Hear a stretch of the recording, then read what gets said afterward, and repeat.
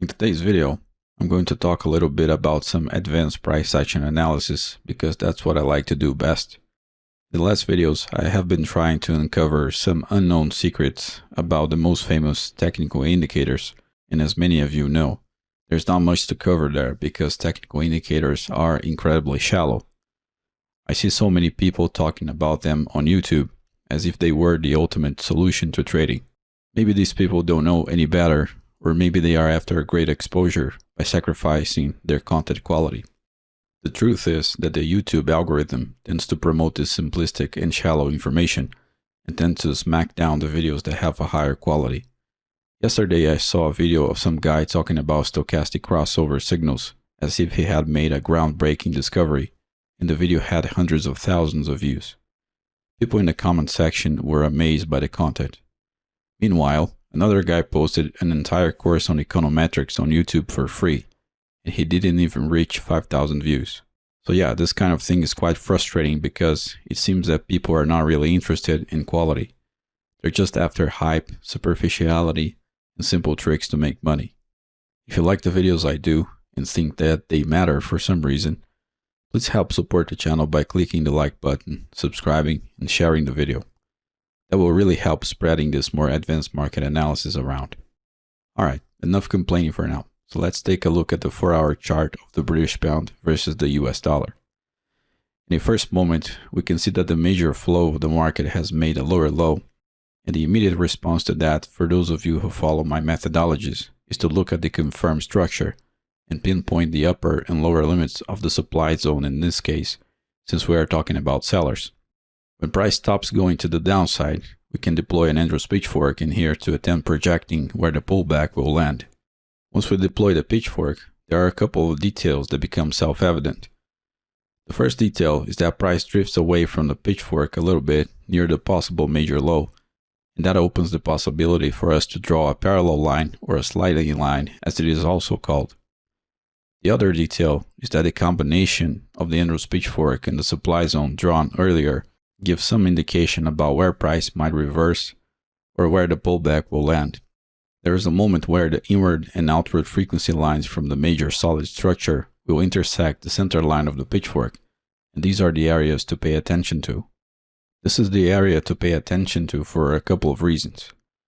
The first reason is that the supply zone created by the inward and outward frequency lines show the precise levels where sellers decided to initiate the last major vector to the downside. So if they are going to appear again in the market, this is probably the level that they are going to do it. There are situations where the sellers might appear sooner than that, but that involves other details that are not really present in this example.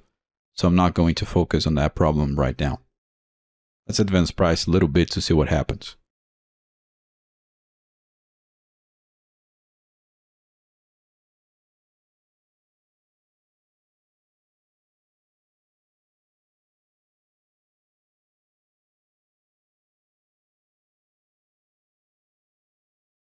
Okay, so now we can see that price reached all the way to the first intersection exactly, meaning that the upper wick of the large bullish candle is piercing the intersection of the Andrew's pitchfork with the inward frequency line exactly. That's quite something because it's not just a matter of level intersection, the timing of the intersection was exactly right also. We can also see the price reached the center line one time before and reacted to it by producing a larger upper wick in that candle. That shows that there is in fact some traction to the center line of this pitchfork. These are the sorts of details that you need to pay attention to if you want to analyze the market like a professional. If you follow my methods, you are probably thinking that this is a good place to put a sell trade because we have some context being supported by some apparently precise line work, and you would be correct about that. However, we must always pay attention to both sides of the market because when an opportunity presents itself like that, we tend to zero in our focus too much and forget that the market has another side. The other side is that buyers have been producing higher highs and higher lows in a slightly smaller flow. The touch of the intersection between the Andrew's pitchfork and the inward frequency line happens to be the moment where a minor low has been confirmed by buyers. So now we are in a difficult situation. The same price movement that alludes to a potential sell trade is the price movement that confirms the power of buyers in the market. The only choice here is to pay attention to further details that might appear, but it's not time to make trades yet. Let's carefully observe what happens and pay attention to the clues that appear on the way.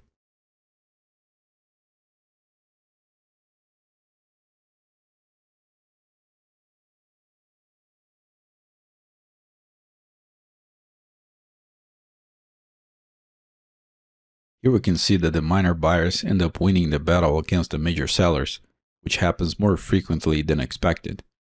It's clear also that the center line of the pitchfork keeps working pretty well. That implies that the other lines of the pitchfork will also tend to work with the same level of reliability. Now we have a stronger bias for this market because it's not like both sides are creating compelling evidence. We have the buyers winning over the sellers. Not only that, but we have minor buyers winning over major sellers. That means we have the overall context of the market figured out, and we should be looking at long trade opportunities. We also have the line work already, which has been supporting the overall battle between buyers and sellers.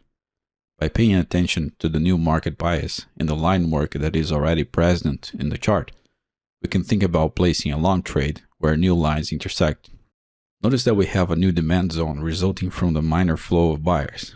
If we draw this minor demand zone, we'll see that it correlates to the lower line of the pitchfork and with the parallel line also.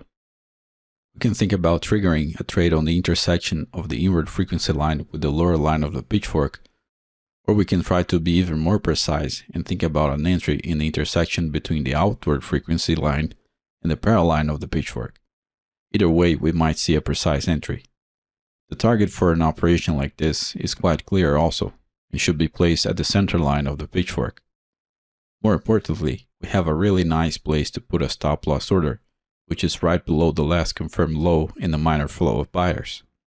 If this flow of buyers is indeed solid, price should not come down below that level unless we see a potential market manipulation, but under these circumstances, this is quite unlikely at this point. We can see that there is a clear possibility for a 1-to-3 risk-reward ratio trading here, which is exactly what you need in order to trade consistently in the long term. So let's advance price to see what happens.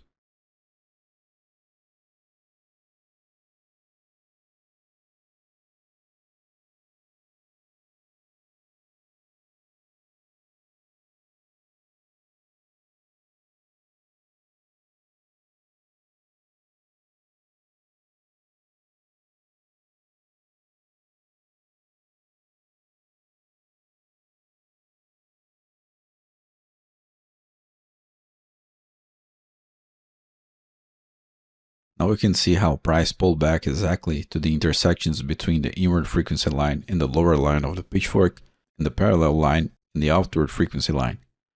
Price then creates a burst to the upside and comes back down to the same level to test it again.